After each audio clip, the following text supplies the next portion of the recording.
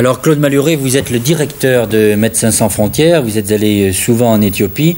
Là, vous commencez à être opposé à un problème très grave parce que l'on vous empêche de sauver des vies humaines. Est-ce que vous pourriez nous dire combien de vies sont en péril aujourd'hui à cause de cette politique ? Eh bien, pour prendre l'exemple simple de Kelala, qui est un des 4 camps où nous travaillons, il y a aujourd'hui 8000 enfants qui sont au-dessous de 70% de leur poids normal. C'est un chiffre, 70%, mais vous imaginez ce que c'est que 70% du poids normal pour un enfant. Sur ces 8000 enfants, 600 sont au-dessous de 60% de leur poids normal. Nous sommes installés à Kelala depuis le mois de juillet. Depuis 4 mois, nous avons multiplié les demandes, verbales et écrites au gouvernement éthiopien et à la commission de réhabilitation, pour ouvrir un centre de nutrition pour ces enfants qui meurent tous les jours. Depuis 4 mois, nous n'avons pas eu cette autorisation. Alors nous avons fini par protester. Après avoir fait des protestations directement auprès des Éthiopiens et n'avoir pas reçu de réponse, nous avons bien été obligés de faire savoir que cette situation était inacceptable. Certains d'entre vous, certaines personnes qui soutiennent votre action, elles sont nombreuses, parlent de véritable déportation, et le mot est fort. C'est un deuxième problème. Le premier problème, c'est celui de pouvoir déjà nourrir les gens dans les régions où ils meurent de faim. Et le deuxième problème, c'est que la solution trouvée actuellement par le gouvernement éthiopien est de transférer, vous employez le terme de déportation, disons, puisqu'on n'a pas, je ne sais pas comment ça se passe, de transférer des centaines de milliers de personnes des zones du nord dans les zones du sud à plusieurs centaines de kilomètres, au pire moment de la famine. Ce transfert pourrait peut-être se justifier, mais de façon surprenante, les dizaines de camps d'accueil pour ces gens, sur les dizaines de camps d'accueil, seuls 2 ou 3 sont accessibles aux organisations humanitaires. Donc il n'y a pas de témoins. Et nous avons donc les pires craintes sur ce qui peut se passer dans ces conditions. Alors, est-ce que vous pourriez m'expliquer, pour que les téléspectateurs comprennent mieux, comment ça se passe concrètement sur place, les discussions avec les autorités, avec vos confrères éthiopiens? Est-ce qu'il y a d'énormes difficultés? Est-ce qu'il y a des gens de Médecins sans frontières qui ne peuvent pas travailler parce qu'on les en empêche? Je vais vous expliquer un petit peu.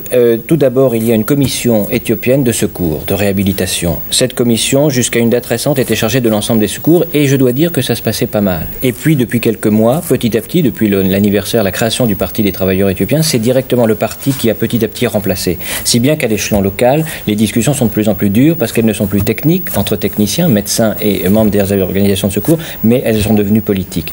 Il a donc fallu monter d'un cran, et c'est donc notre coordinateur à Addis Abeba qui, dans un deuxième temps, est allé voir les dirigeants de la commission de secours et les dirigeants éthiopiens. Et puis aujourd'hui, c'est notre président, le docteur Broman, qui a dû dénoncer cet état de fait à Paris, et qui est en train, au moment où nous parlons, de discuter avec le représentant de la commission de secours, qui se trouve lui-même à Paris en ce moment. Ils sont tous les deux à l'ambassade d'Éthiopie pour essayer de dénouer ce problème. J'espère qu'il va se dénouer et qu'on aura satisfaction, mais aujourd'hui, nous sommes dans une situation de crise. Alors, admettons que le problème ne puisse pas se dénouer entre votre président et le représentant éthiopien ce matin.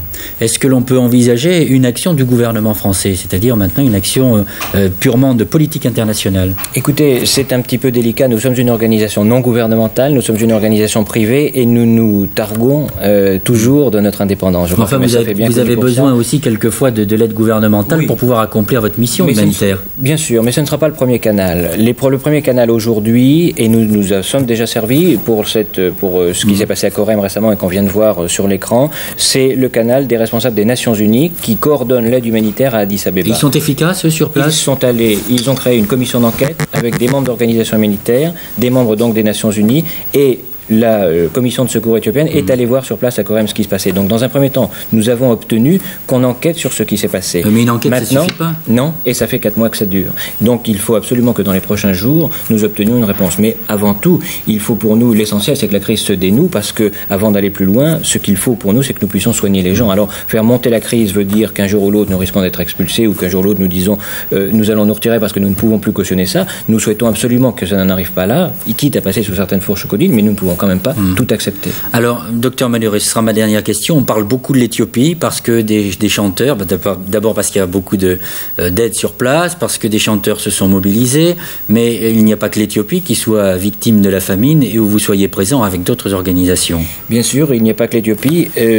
Pour vous donner une idée, aujourd'hui, de l'océan Atlantique à l'océan Indien, dans la bande du Sahel, il n'y a pas un pays dans lequel nos équipes ne soient pas présentes parce qu'ils sont tous frappés par la famine.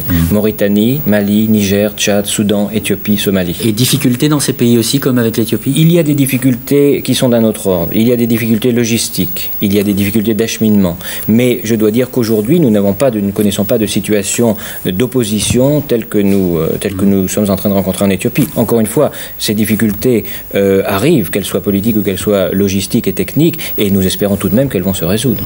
Je vous remercie d'être intervenu en Antenne de Midi sur cette question de l'Éthiopie. Je crois d'ailleurs savoir que le représentant éthiopien avec qui votre président est en train de discuter en ce moment sera l'invité de notre journal de 20h ce soir pour répondre aux critiques qui lui sont faites.